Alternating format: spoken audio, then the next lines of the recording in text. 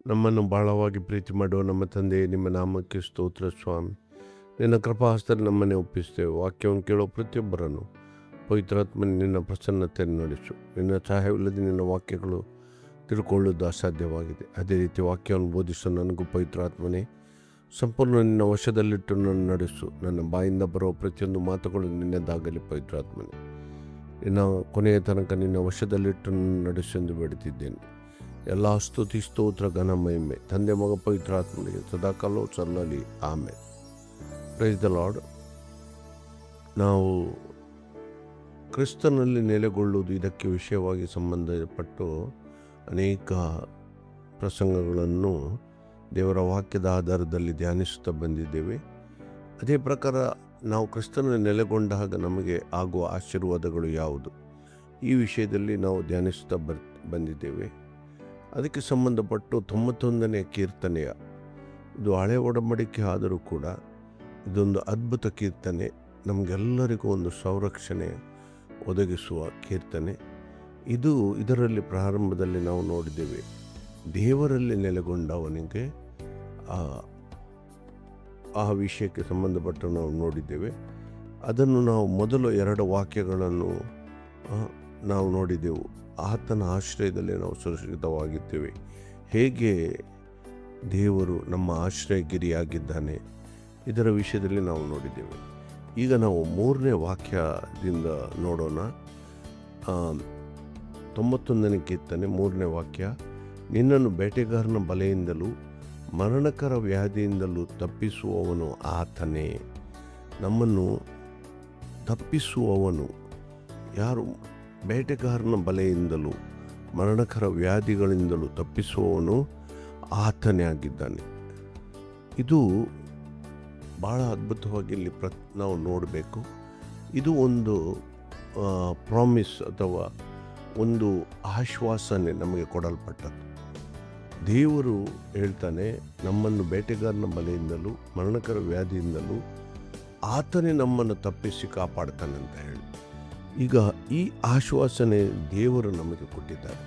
ನಾವು ಲೌಕಿಕ ಆಲೋಚನೆಗಳಲ್ಲಿ ನೋಡಿದರೆ, ಒಬ್ಬ ವ್ಯಕ್ತಿಗೆ ಒಬ್ಬನು ಪ್ರಾಮಿಸ್ ಮಾಡುವಾಗ ಅಥವಾ ಒಂದು ಆಶ್ವಾಸನೆ ಕೊಡುವಾಗ ಆ ವ್ಯಕ್ತಿ ಯಾರಿಗೆ ಕೊಡ್ತಾನೆ ಎಂಬ ಪ್ರಶ್ನೆ, ಯಾರು ಆ ವ್ಯಕ್ತಿ ಹೇಗಿದ್ದಾನೆ ನಾವು ನೋಡ್ತೇವೆ. ಇವನು ನಂಬಿಕೆಗೆ ಅರ್ಹನೋ ಅಲ್ಲವೋ ಅಂತ ಲೌಕಿಕ ರೀತಿಯಲ್ಲಿ ನಾವು ನೋಡ್ತೇವೆ. ಆದರೆ ಇಲ್ಲಿ ನಾವು ದೇವರು ನಮಗೆ ಆ ಆಶ್ವಾಸನೆ ಕೊಡುವವನಾಗಿದ್ದಾನೆ. ಭಾಳ ಅದ್ಭುತವಾಗಿ ನಾವು ಇದನ್ನು ತಿಳ್ಕೊಳ್ಬೇಕು. ಯಾಕೆ ಅಂದರೆ ಅವನು ಸರ್ವಶಕ್ತನಾದ ದೇವರು. ದೇವರು ನಮಗೆ ಆಶ್ವಾಸನೆ ಕೊಡ್ತಾನೆ, ಬೇಟೆಗಾರನ ಬಲೆಯಿಂದಲೂ ನಮ್ಮನ್ನು ತಪ್ಪಿಸುವ ಆತನು ಅವನೇ ಆಗಿದ್ದಾನೆ ಅಂತ ಹೇಳಿ. ಈಗ ಇದನ್ನು ನೋಡಿ, ಅಲ್ಲಿ ಬೇಟೆಗಾರನ ಬಲೆ ಅಂದರೆ ಏನು? ಅದನ್ನು ಒಂದು ಲೌಕಿಕ ವಿಷಯಕ್ಕೆ ಹೋಲಿಸಲಾಗಿದೆ. ಆತ್ಮಿಕ ಸಂಗತಿಗಳು, ನಾವು ದೇವರ ವಾಕ್ಯದಲ್ಲಿ ಅನೇಕ ಸಂಗತಿಗಳನ್ನು ನಾವು ನೋಡ್ತೇವೆ. ಅದನ್ನು ಜನರಿಗೆ ಅರ್ಥ ಆಗುವ ರೀತಿಯಲ್ಲಿ ಲೋಕದಲ್ಲಿ ನಡೆಯುವ ಕೆಲವು ಸಂಗತಿಗಳನ್ನು ಅಲ್ಲಿ ಅದಕ್ಕೆ ಆಧಾರ ಮಾಡಿ ಅಥವಾ ಉದಾಹರಣೆಯಾಗಿ ಉಪಯೋಗಿಸಿ ಕೆಲವು ಸಂಗತಿಗಳನ್ನು ಹೇಳುವುದುಂಟು. ಯೇಸು ಕೂಡ ತನ್ನ ಎಲ್ಲ ಪ್ರಸಂಗಗಳಲ್ಲಿ ಹೆಚ್ಚಾಗಿ ಬಿತ್ತುವವನ ಸಾಮ್ಯ ರೂಪವಾಗಿ ಲೌಕಿಕ ಸಂಗತಿಗಳು, ಯಾಕೆಂದರೆ ಇದು ಜನರಿಗೆ ಬಹಳ ಬೇಗ ಅರ್ಥ ಆಗ್ತಿತ್ತು. ಆ ಸಮಯದಲ್ಲಿ ಜನರು ವಿದ್ಯಾಭ್ಯಾಸ ಹೆಚ್ಚು ಇರಲಿಲ್ಲ. ಆ ಜನರಿಗೆಲ್ಲ ಈ ಸಂಗತಿಗಳು, ಕೃಷಿಯೇ ಭಾಳ ಪ್ರಧಾನವಾಗಿರುವುದರಿಂದ ಹೆಚ್ಚಿನ ಉದಾಹರಣೆಗಳು ಕೃಷಿಗೆ ಸಂಬಂಧಪಟ್ಟದ್ದು ಇವೆ. ಆದರೆ ಇಲ್ಲಿ ನೋಡಿ, ಇಲ್ಲಿ ಬೇಟೆಗಾರನ ಬಲೆಯಿಂದಲೂ ಅಂದರೆ, ಈಗ ಒಬ್ಬ ಬೇಟೆಗಾರನು ಹಕ್ಕಿಗೆ ಒಂದು ಬಲೆ ಇಡ್ತಾನೆ. ಆ ಹಕ್ಕಿಗೆ ಅದರ ವಿಷಯದಲ್ಲಿ ಗೊತ್ತೇ ಇರುವುದಿಲ್ಲ. ಆ ಬಲೆ ಇಟ್ಟಾಗ ಅದರಲ್ಲಿ ಸಿಕ್ಕಾಕೊಂಡಾಗಲೇ ಅದು ತಿಳಿಯಿತು. ಮತ್ತು ಬೇಟೆಗಾರನ ಬಲೆಯಿಂದ ಹಕ್ಕಿ ತಪ್ಪಿಸಿಕೊಳ್ಳಲಿಕ್ಕೆ ಸಾಧ್ಯ ಇಲ್ಲ. ಇದನ್ನು ನಾವು ಆತ್ಮಿಕ ರೀತಿಯಾಗಿ ಹೇಗೆ, ಈಗ ಆತ್ಮಿಕ ರೀತಿಯಾಗಿ ಬೇಟೆಗಾರನು ಯಾರು? ಸೈತಾನನು ನಮ್ಮನ್ನು ಉರ್ಲಿಗೆ ಹಾಕಿ ನಮ್ಮನ್ನು ಸಿಕ್ಕಿಸಿ ಹಾಕ್ತಾನೆ. ಪಾಪದ ಉರ್ಲಿನಲ್ಲಿ ನಾವು ಅದರಿಂದ ಹೊರಗೆ ಬರದ ಹಾಗೆ ನಮ್ಮನ್ನು ಉರ್ಲಿನಲ್ಲಿ ಹಾಕಿ ಸಿಕ್ಕಿಸುವವನಾಗಿದ್ದಾನೆ. ಅದಕ್ಕೆ ಸಂಬಂಧಪಟ್ಟ ನಾವು ಹೊಸ ಒಡಂಬಡಿಕೆಯಲ್ಲಿ ಒಂದು ವಾಕ್ಯ ನೋಡೋಣ. ಪೇತ್ರನು ಬರೆದ ಮೊದಲನೇ ಪತ್ರಿಕೆ ನಾವು 5ನೇ ಅಧ್ಯಾಯ 8ನೇ ವಾಕ್ಯ ನಾವು ನೋಡೋಣ. 5:8.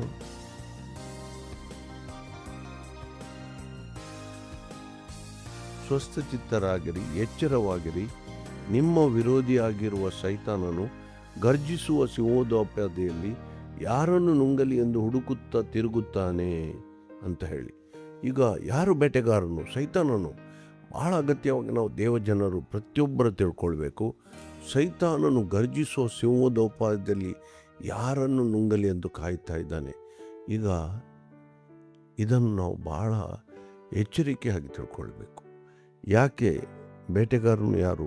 ಸೈತಾನನು. ಅಲ್ಲಿ ಹೋಲಿಸಲಾಗಿದೆ. ಇಲ್ಲಿ ಪೇತ್ರನು ಏನು ಹೇಳ್ತಾನೆ?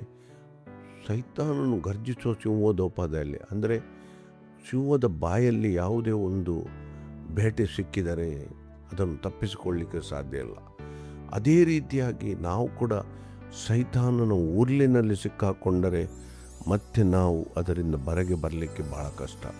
ಆದ್ದರಿಂದ ನಾವು ಭಾಳ ಅಗತ್ಯವಾಗಿ ಮೊದಲೇ ನಮ್ಮ ಜೀವಿತದಲ್ಲಿ ಏನು, ದೇವರು ನಮಗೆ ಸೈತಾನನ ಸಂಗಡ, ಸೈತಾನನು ನಮ್ಮ ಮೇಲೆ ಯಾವ ರೀತಿ ದಾಳಿ ಮಾಡದಂತೆ ಒಂದು ಬೇಲಿಯನ್ನು ಹಾಕಿದ್ದಾನೆ. ಇದನ್ನು ನಾವು ಪ್ರತಿಯೊಂದು ದೇವಜನರು ತಿಳ್ಕೊಳ್ಬೇಕು. ಯಾಕೆ ಇದು ಹೇಗೆ ನಮಗೆ ಯೋಬನ ಪುಸ್ತಕದಲ್ಲಿ ಹೋಗಿ ಅಲ್ಲಿ ನೋಡಿದರೆ ನಮಗೆ ಈ ವಿಷಯ ತಿಳಿಯುತ್ತದೆ. ಯೋಬನ 1ನೇ ಅಧ್ಯಾಯ ನಾವು ನೋಡೋಣ. ಯೋಬನ ಪುಸ್ತಕ 1ನೇ ಅಧ್ಯಾಯದಲ್ಲಿ 6ನೇ ವಾಕ್ಯದಿಂದ, ಒಂದೊಂದು ದಿನ ದೇವದೂತರು ಯೋಹನ ಸನ್ನಿಧಿಯಲ್ಲಿ ಕಾಣಿಸಿಕೊಳ್ಳುವುದಕ್ಕೆ ಬರಲಾಗಿ ಸೈತಾನನು ಅವರ ಜೊತೆಯಲ್ಲಿ ಬಂದನು. ಯೋಹನು ಸೈತಾನನು ಎಲ್ಲಿಂದ ಬಂದಿ ಎಂದು ಕೇಳಲು ಸೈತಾನನು ಯೋಹನಿಗೆ ಭೂಲೋಕದಲ್ಲಿ ಸಂಚರಿಸುತ್ತಾ ಅಲ್ಲಲ್ಲಿ ತಿರುಗುತ್ತಾ ಇದ್ದು ಬಂದೆನು ಎಂದು ಹೇಳಿದನು. ಆಗ ಯೋಹನು, ನನ್ನ ದಾಸನಾದ ಯೋಬನ ಮೇಲೆ ಗಮನವಿಟ್ಟೀಯ. ಅವನು ದೇವರಲ್ಲಿ ಭಯಭಕ್ತಿಯುಳ್ಳವನು, ಕೆಟ್ಟದನ್ನು ನಿರಾಕರಿಸುತ್ತಾ ನಿರ್ದೋಷಿಯು ಯಥಾರ್ಥಚಿತ್ತನೂ ಆಗಿದ್ದಾನೆ. ಅವನಿಗೆ ಸಮಾನನು ಭೂಲೋಕದಲ್ಲಿ ಎಲ್ಲಿಯೂ ಸಿಕ್ಕುವುದಿಲ್ಲ ಎಂದು ಸೈತಾನಿಗೆ ಹೇಳಿದನು. ಅದಕ್ಕೆ ಸೈತಾನನು, ಯೋಬನು ದೇವರಲ್ಲಿ ಭಯಭಕ್ತಿಯನ್ನು ಲಾಭವಿಲ್ಲದೆ ಇಟ್ಟಿದ್ದಾನೋ, ನೀನು ಅವನಿಗೂ, ನೋಡಿ ಇಲ್ಲಿ ವಾಕ್ಯ ಸ್ಪಷ್ಟವಾಗಿ ತಿಳ್ಕೊಳ್ಳಿ, ನೀನು ಅವನಿಗೂ ಅವನ ಮನೆಗೂ ಅವನ ಎಲ್ಲ ಸ್ವಾಸ್ಥ್ಯಕ್ಕೂ ಸುತ್ತಮುತ್ತಲು ಬೇಲಿ ಹಾಕಿದ್ದೀಯಲ್ಲ. ಅವನು ಕೈ ಹಾಕಿದ ಕೆಲಸವನ್ನು ನೀನು ಸಫಲಪಡಿಸುವುದರಿಂದ ಅವನ ಸಂಪತ್ತು ದೇಶದಲ್ಲಿ ವೃದ್ಧಿಯಾಗುತ್ತಾ ಬಂದಿದೆ ಅನ್ನೋನು. ನೋಡಿ ಇಲ್ಲಿ ಮೊದಲು ನಾವು ತಿಳ್ಕೊಳ್ಬೇಕು, ಯೋಬನು ಅಲ್ಲಿ ನೋಡಿ 1ನೇ ವಾಕ್ಯ ಏನು ಹೇಳ್ತದೆ? ಊಂಚಿ ದೇಶದಲ್ಲಿ ಯೋಬನೆಂಬ ಒಬ್ಬ ಮನುಷ್ಯನಿದ್ದನು. ಅವನು ದೇವರಲ್ಲಿ ಭಯಭಕ್ತಿ ಉಳ್ಳವನು. ಈಗ ಯಾವಾಗ ನಾವು ದೇವರಲ್ಲಿ ಭಯಭಕ್ತಿ ಹುಟ್ಟೇವೋ, ಯಾರೇ ವ್ಯಕ್ತಿ ಆಗಲಿ, ದೇವರಲ್ಲಿ ಭಯಭಕ್ತಿ ಇದ್ದ ವ್ಯಕ್ತಿಯ ಸ್ವಾಸ್ಥ್ಯದ ಸುತ್ತಲೂ ದೇವರು ಬೇಲಿ ಹಾಕಿ ಆತನ ಕುಟುಂಬ ಮಾತ್ರ ಅಲ್ಲ, ಅವನ ಸ್ವಾಸ್ಥ್ಯವನ್ನು ಅಲ್ಲಿ ಸ್ಪಷ್ಟವಾಗಿ ನೋಡಿ, ನೀನು ಅವನಿಗೂ ಅವನ ಮನೆಗೂ ಅವನ ಎಲ್ಲ ಸ್ವಾಸ್ಥ್ಯಕ್ಕೂ ಸುತ್ತಮುತ್ತಲು ಬೇಲಿಯನ್ನು ಹಾಕಿದ್ದೀಯಲ್ಲ ಅಂತ ಹೇಳ್ತಾನೆ. ಸೈತಾನನು ಆ ಬೇಲಿಯನ್ನು ದಾಟಿ ಹೋಗಲಿಕ್ಕೆ ಸಾಧ್ಯ ಇಲ್ಲ. ಆದ್ದರಿಂದ ನಾವು ಪ್ರತಿಯೊಬ್ಬರು ತಿಳ್ಕೊಳ್ಬೇಕು, ದೇವರು ನಮ್ಮ ಕುಟುಂಬದ ಸುತ್ತಲೂ ಒಂದು ಬೇಲಿ ಹಾಕಿ ನಮ್ಮನ್ನು ಕಾಪಾಡ್ತಾನೆ. ಅದಕ್ಕಾಗಿ ಸೈತಾನನು ಯಾವ ರೀತಿಯಾಗಿ ಸಿಂಹೋಪದಿಯಲ್ಲಿ, ಇಲ್ಲಿ ಪೇತ್ರನು ಏನು ಹೇಳ್ತಾನೆ? ಸಿಂಹೋಪದಿಯಲ್ಲಿ ಗರ್ಜಿಸುತ್ತಾ ಯಾರನ್ನು ನುಂಗಲಿ ಎಂದು ಕಾಪಾಡ್ತಾನೆ. ಆದರೆ ಸೈತಾನಿಗೆ ಆ ಬೇಲಿ ದಾಟಿ ಹೋಗಲಿಕ್ಕೆ ಆಗುವುದಿಲ್ಲ. ಈಗ ಯಾವಾಗ ಬೇಲಿ ಅದು ಮುರಿಯುತ್ತದೆ? ಭಾಳ ಅಗತ್ಯವಾಗಿ ನಾವು ಹಳೆ ಒಡಂಬಡಿಕೆಯಲ್ಲಿ ಒಂದು ಸಂಗತಿಯನ್ನು ಯಾವಾಗ ದೇವರು ಬೇಲಿ ತೆಗಿತಾರೆ ಅಂತ ನಾವು ಯೆಶಾಯನ ಪ್ರವಾದನೆಯಲ್ಲಿ ನೋಡ್ತೇವೆ. ಇಸ್ರಾಯೇಲರ ವಿಷಯದಲ್ಲಿ ದೇವರು ಮಾತಾಡುವಾಗ ಅಲ್ಲಿ ಈಗ ಅದು ಪುನಃ ಉದ್ದ ಪ್ರಸಂಗ ಆಗ್ತದೆ. ಅದಕ್ಕಾಗಿ ನಾನು ಭಾಳ ಸಂಕ್ಷಿಪ್ತವಾಗಿ ಹೇಳ್ತೇನೆ. ನೀವು ಅಲ್ಲಿ ಯೆಶಾಯನ ಪ್ರವಾದನೆ 5ನೇ ಅಧ್ಯಾಯ ಓದಿ. ಅಲ್ಲಿ ಇಸ್ರಾಯೇಲರನ್ನು ದೇವರು ಒಂದು ದ್ರಾಕ್ಷೆ ಬೀಜಕ್ಕೆ ಹೋಲಿಸಿದ್ದಾನೆ. ದ್ರಾಕ್ಷೆ ತೋಟ. ಅಲ್ಲಿ ನಾನು ಅವರಿಗೆ ಅದನ್ನು ಬೇಲಿ ಹಾಕಿ ಅದರ ಸುತ್ತಲೂ ಕಾಡು ಮೃಗಗಳು ಬರದಾಗೆ ನಾನು ಕಾಪಾಡಿದ್ದೇನಂತ ಹೇಳ್ತಾನೆ. ಈಗ ದೇವರು ಅಲ್ಲಿ ಉತ್ತಮ ಜಾತಿಯ ಬೀಜವನ್ನು ಬಿತ್ತಿದನು.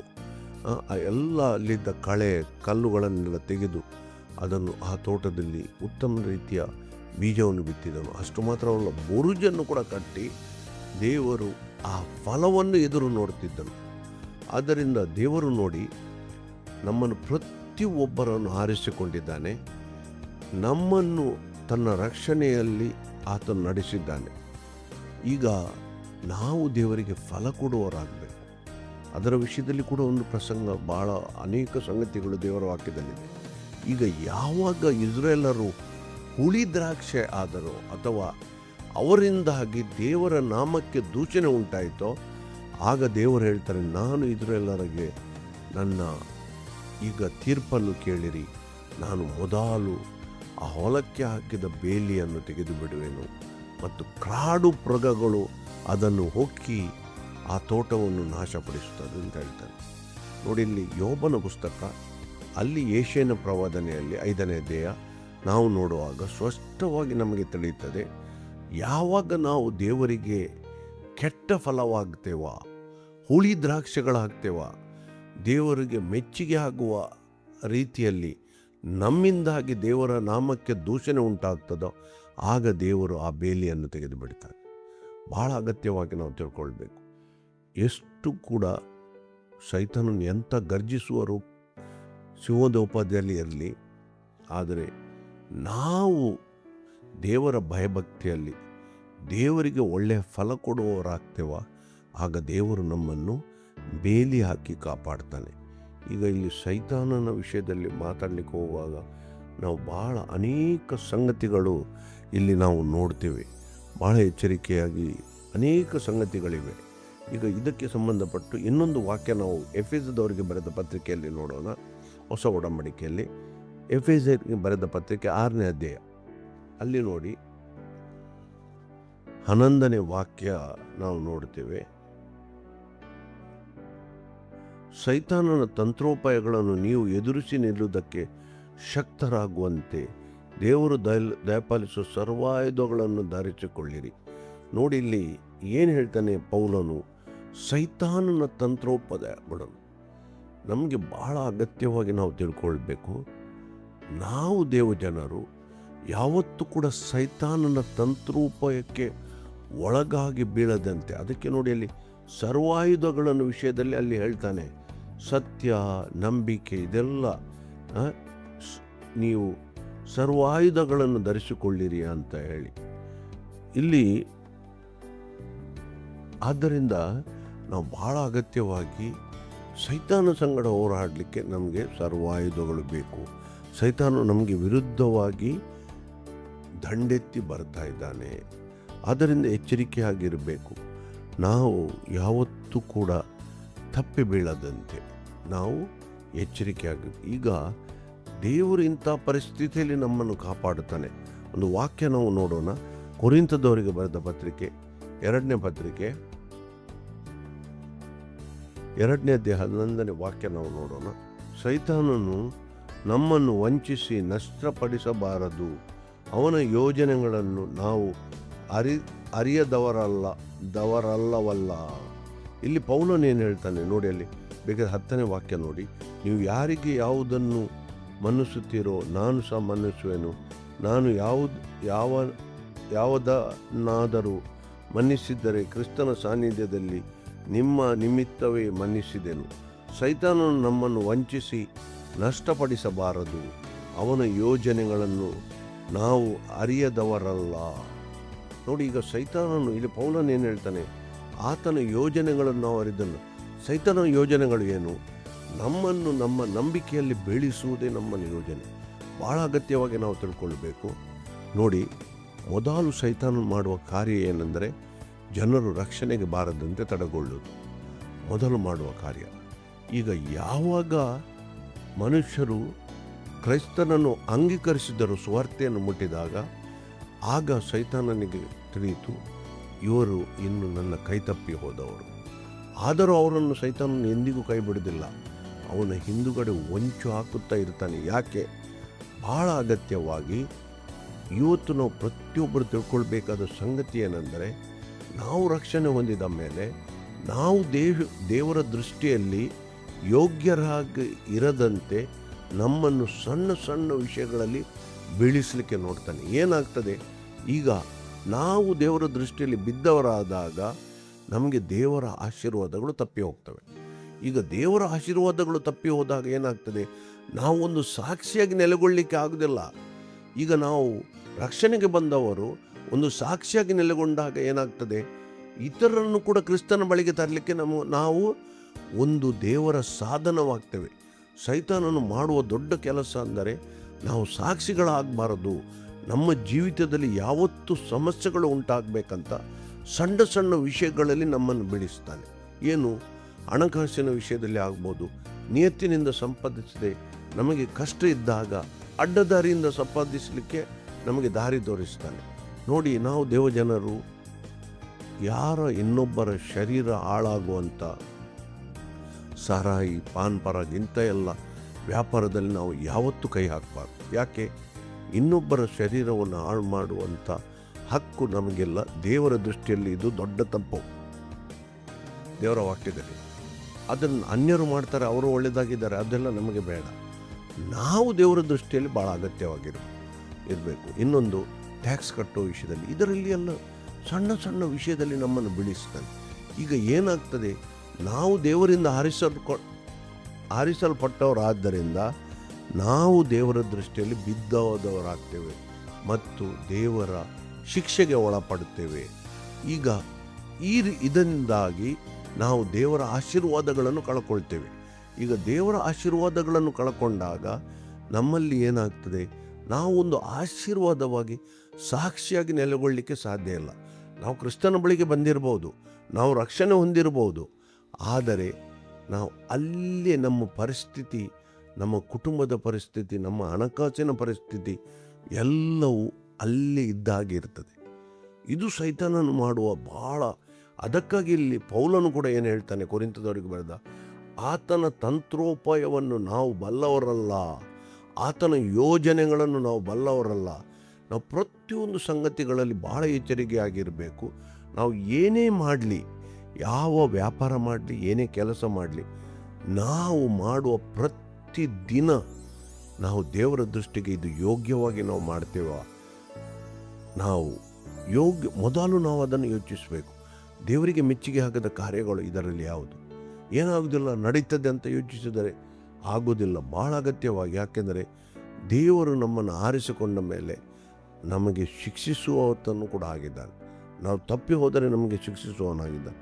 ಆದ್ದರಿಂದ ಭಾಳ ಎಚ್ಚರಿಕೆಯಾಗಿ ನಾವು ತಿಳ್ಕೊಳ್ಬೇಕು. ಇನ್ನೊಂದು ಹಳೆ ಒಡಂಬಡಿಕೆ ಕೀರ್ತನೆ ನೋಡೋಣ. 124ನೇ ಕೀರ್ತನೆ,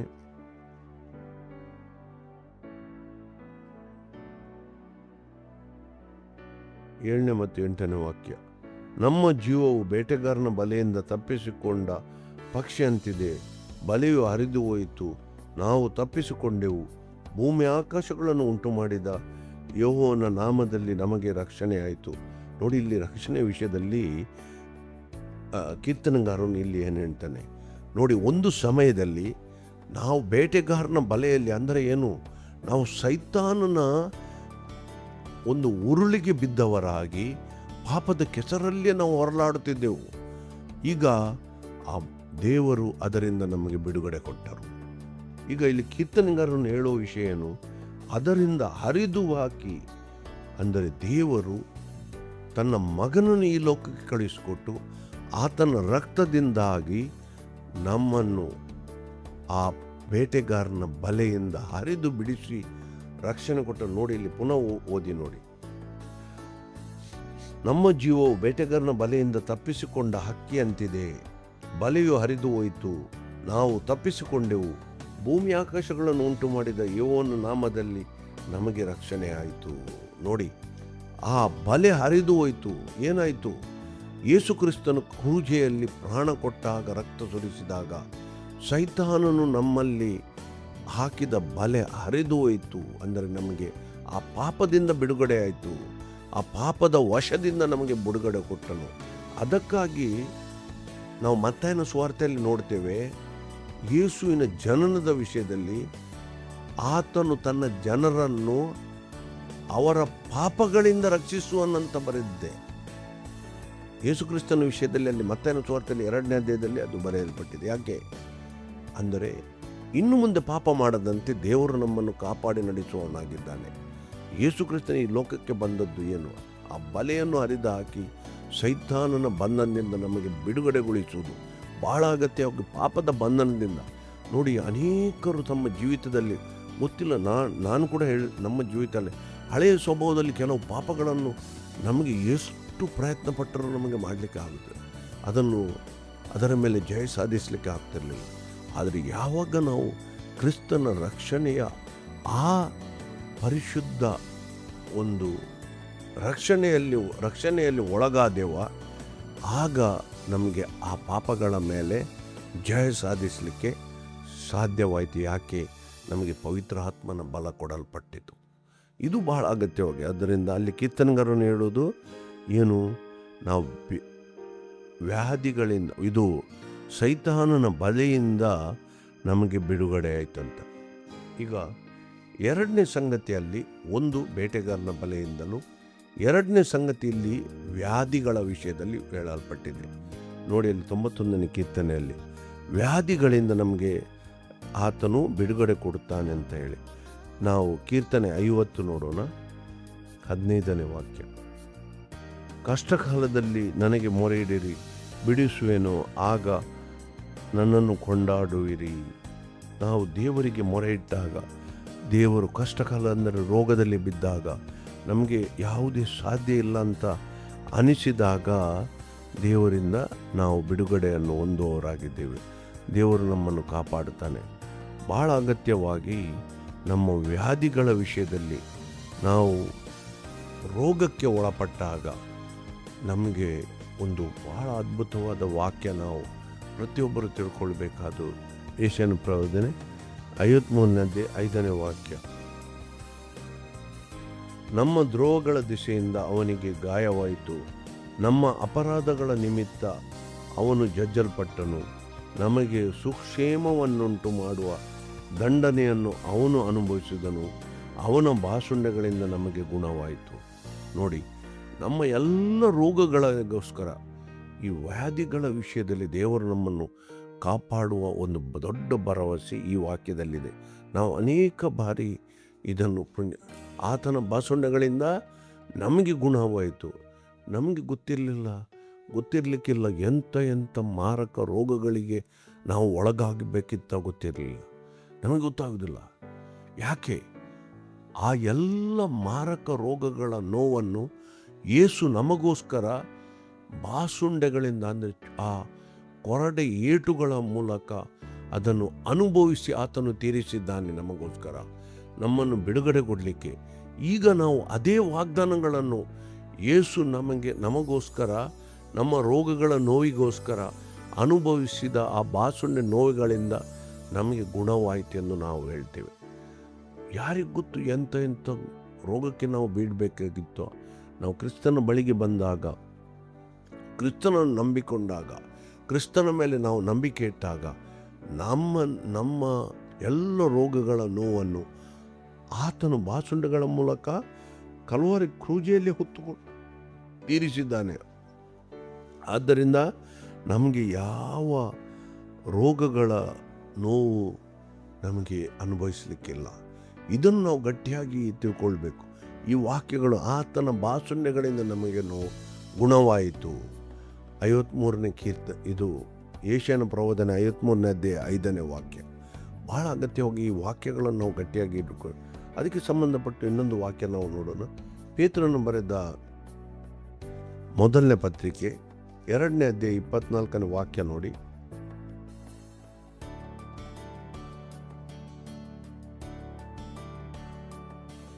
ನಾವು ಪಾಪದ ಪಾಲಿಗೆ ಸತ್ತು ನೀತಿವಂತರಾಗಿ ಜೀವಿಸುವಂತೆ ಆತನು ನಮ್ಮ ಪಾಪಗಳನ್ನು ತಾನೇ ತನ್ನ ದೇಹದಲ್ಲಿ ಹೊತ್ತುಕೊಂಡು ಮರಣದ ಕಂಬವನ್ನು ಏರಿದನು, ಆತನ ಬಾಸುಂಡೆಗಳಿಂದ ನಮಗೆ ಗುಣವಾಯಿತು.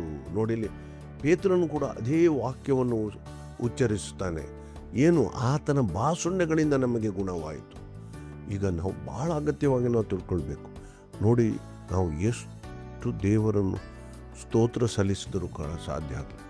ಇವತ್ತು ನಮ್ಮ ಪರಿಸರದಲ್ಲಿ ನೋಡಿ, ಎಂಥ ಯುವಕರು ಎಂಥ ರೋಗದಿಂದ ಸತ್ತು ಹೋಗಿದ್ದಾರೆ, ಎಂಥ ಜನರು ಎಂಥ ರೋಗಗಳಿಂದ ಬಳಲ್ತಾ ಇದ್ದಾರೆ.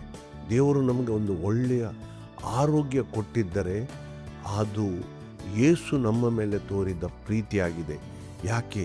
ನಮಗೆ ಬರಬೇಕಾದ ಎಲ್ಲ ಮಾರಕ ರೋಗಗಳಿಂದ ಆತನು ಆ ಬಾಸುಂಡೆ ನೋವುಗಳನ್ನು ಅನುಭವಿಸಿ ನಮ್ಮನ್ನು ಆ ರೋಗದಿಂದ ಬಿಡುಗಡೆಗೊಳಿಸಿದ್ದಾನೆ. ಇದು ಈ ವಾಗ್ದಾನ, ಈ ವಾಕ್ಯಗಳನ್ನು ನಾವು ಗಟ್ಟಿಯಾಗಿ ಇಟ್ಕೊಳ್ಬೇಕು. ನೋಡಿ, ಅಲ್ಲಿ ಹಳೆಯ ಒಡಂಬಡಿಕೆಯಲ್ಲಿ ಏಷ್ಯನ ಪ್ರವಾದನೆಯಲ್ಲಿ ನಾವು ನೋಡ್ತೇವೆ. ಏಷ್ಯನ ಹೇಳ್ತಾನೆ, ಆತನ ಬಾಸುಂಡೆಗಳಿಂದ ನಮಗೆ ಗುಣವಾಯಿತು. ಈಗ ಹೊಸ ಒಡಂಬಡಿಕೆ ಬಂದಾಗ ಇಲ್ಲಿ ಪೇತ್ರನು ಕೂಡ ಅದೇ ವಾಕ್ಯವನ್ನು ಪ್ರಸ್ತಾಪಿಸುತ್ತಾನೆ. ಆತನ ಬಾಸುಂಡೆಗಳಿಂದ ಪೇತ್ರನು ಬರೆದ ಮೊದಲನೇ ಪತ್ರಿಕೆ 2ನೇ ಅಧ್ಯಾಯ 24ನೇ ವಾಕ್ಯದ ಕೊನೆಯ ಭಾಗ ನೋಡಿ, ಆತನ ಬಾಸುಂಡೆಗಳಿಂದ ನಮಗೆ ಗುಣವಾಯಿತು ಅಂತ ಹೇಳಿ. ಆದ್ದರಿಂದ ಬಹಳ ಅಗತ್ಯವಾಗಿ ಈ ಸಂಗತಿಗಳ ಮೂಲಕ ನಾವು ತಿಳ್ಕೊಳ್ಬೇಕು. ಇನ್ನೊಂದು ಬಹಳ ಅಗತ್ಯವಾಗಿ ನೋಡಿ, ಸೈತಾನನು ದಂಡೆತ್ತಿ ಬರ್ತಾನೆ. ನಾವು ಅನೇಕ ದೇವಜನರು ಇವತ್ತು ನಮ್ಮಲ್ಲಿ ಒಂದು ಭಯ ಉಂಟು, ಮಾಟ ಮಂತ್ರಗಳು ಬಹಳ ಗಟ್ಟಿಯಾಗಿ ನಡೀತಾ ಇವೆ. ಇದನ್ನು ಅನೇಕ ಪಂಗಡದ ಕ್ರೈಸ್ತರು ಕೂಡ ಇವತ್ತು ಈ ಮಾಟ ಮಂತ್ರಕ್ಕೆ ಸಂಬಂಧಪಟ್ಟ ವಿಷಯದಲ್ಲಿ ಬಹಳ ತಪ್ಪು ದಾರಿಯಲ್ಲಿ ಹೋಗ್ತಾರೆ. ನಮಗೆ ದೇವಜನರಿಗೆ ಯಾವ ಮಾಟ ಮಂತ್ರಗಳ ಸಮಸ್ಯೆ ಇಲ್ಲ. ನಮಗೆ ಯಾಕೆ ಅಂದರೆ ದೇವರು ಇಸ್ರಾಯೇಲರಿಗೆ ಅದು ಆ ವಾಗ್ದಾನ ಕೊಟ್ಟಿದ್ದಾನೆ, ಅವರಿಗೆ ಏನು ಅವು ತೊಂದರೆ ಪಡಿಸುವುದಿಲ್ಲ ಅಂತ ಹೇಳಿ. ಯಾವುದೇ ರೀತಿಯ ಮಾಟ ಮಂತ್ರಗಳು ನಮಗೆ ತೊಂದರೆ ಪಡಿಸುವುದಿಲ್ಲ. ಯಾಕೆ? ದೇವರು ನಮ್ಮ ಸುತ್ತಲೂ ಬೇಲಿ ಹಾಕಿ ನಮ್ಮನ್ನು ಕಾಪಾಡ್ತಾನೆ. ಆದರೆ ಭಾಳ ಜಾಗ್ರತೆಯಾಗಿ ನಾವು ತಿಳ್ಕೊಳ್ಬೇಕು. ನಮ್ಮಲ್ಲಿ ಏನಾದರೂ ಒಂದು ಸಮಸ್ಯೆ ಉಂಟಾದಾಗ ಯಾರೋ ನಮಗೆ ಹೇಳ್ಬೋದು, ನಿಮಗೆ ಮಾಟ ಮಾಡಿದ್ದಾನಂತೇಳಿ. ಆಗ ನಾವು ಭಯದಲ್ಲಿ ಅದನ್ನು ಒಪ್ಪಿಕೊಂಡಾಗ, ಹೌದು, ಆ ವ್ಯಕ್ತಿ ನಮಗೆ ಮಾಟ ಮಾಡಿದ್ದಾನೆ, ಅದಕ್ಕಾಗಿ ನಮಗೆ ಹೀಗೆ ಸಮಸ್ಯೆ ಆಗಿದೆ ಅಂತ ನಾವು ಒಪ್ಪಿಕೊಂಡಾಗ ಆ ಮಾಟವು ನಾವು ಸೈತಾನಿಗೆ ಅಧಿಕಾರ ಕೊಟ್ಟಾಗೆ ಆಗ್ತದೆ. ಆದ್ದರಿಂದ ಯಾರು ಬೇಕಾದರೆ ಏನು ಹೇಳಲಿ, ನಿಮಗೆ ಮಾಟ ಮಾಡಿ, ನಮಗೆ ಯಾವ ಮಾಟ ಮಂತ್ರದ ಸಮಸ್ಯೆ ಇಲ್ಲ. ಯಾಕೆ? ನಮ್ಮ ರಕ್ಷಕನ ದೇವರು, ಆತನು ಬೇಲಿ ಹಾಕಿ ನಮ್ಮನ್ನು ಕಾಪಾಡ್ತಾನೆ. ಸೈತಾನಿಗೆ ನಮ್ಮ ಕುಟುಂಬದ ವಿಷಯದಲ್ಲಿ ಯಾವ ರೀತಿಯಾಗಿ ಏನು ಮಾಡಲಿಕ್ಕೆ ಅಧಿಕಾರ ಇಲ್ಲ. ಇದನ್ನು ನಾವು ಗಟ್ಟಿಯಾಗಿ ತಿಳ್ಕೊಳ್ಬೇಕು. ಇನ್ನೊಂದು ವಾಕ್ಯ ನಾವು ವಿಮೋಚನಾ ಕಾಂಡದಲ್ಲಿ ಹಳೆಯ ಒಡಂಬಡಿಕೆಯಲ್ಲಿ ನೋಡೋಣ. ವಿಮೋಚನಾ ಕಾಂಡದಲ್ಲಿ 15ನೇ ಅಧ್ಯಾಯ 26ನೇ ವಾಕ್ಯ ನಾವು ನೋಡೋಣ.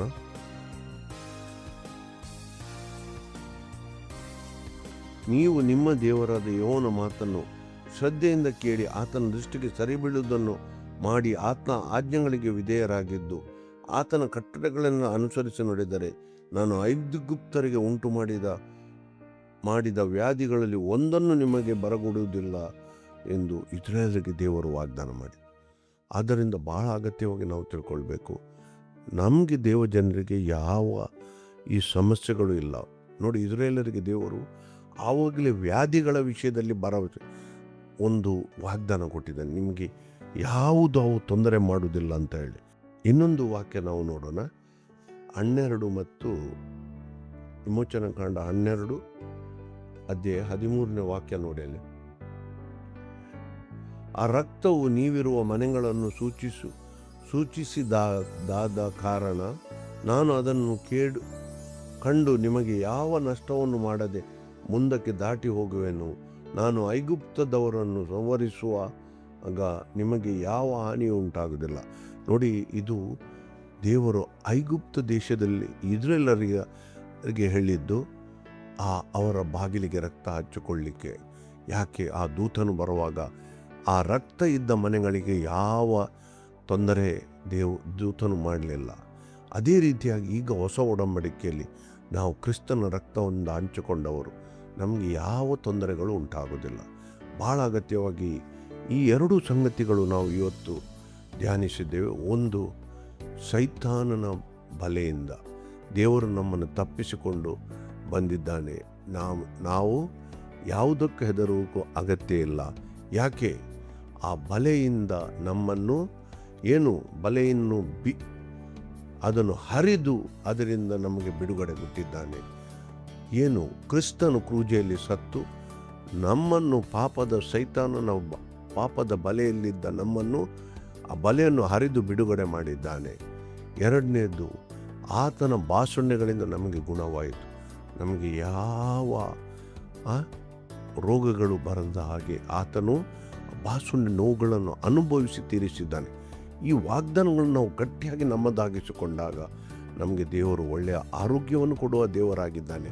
ಅಷ್ಟು ಮಾತ್ರ ಅಲ್ಲ, ನಾವು ನಂಬಿಕೆಯಲ್ಲಿ ಬಲ ಹೊಂದುವಂತೆ ಈ ವಾಕ್ಯಗಳನ್ನು ನಮ್ಮದಾಗಿಸಿಕೊಳ್ಬೇಕು.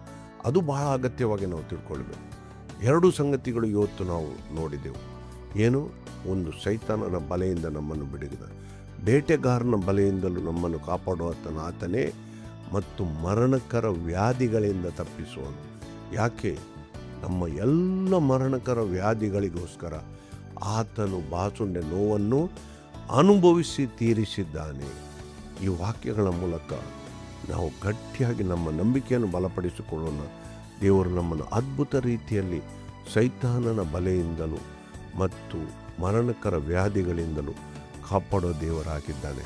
ಆತನಿಗೆ ಯುಗ ಯುಗಾಂತರಗಳಿಗೆ ಸ್ತುತಿ ಸ್ತೋತ್ರ ಸಲ್ಲಿಕೆ ಆಗಲಿ. ಆಮೆನ್.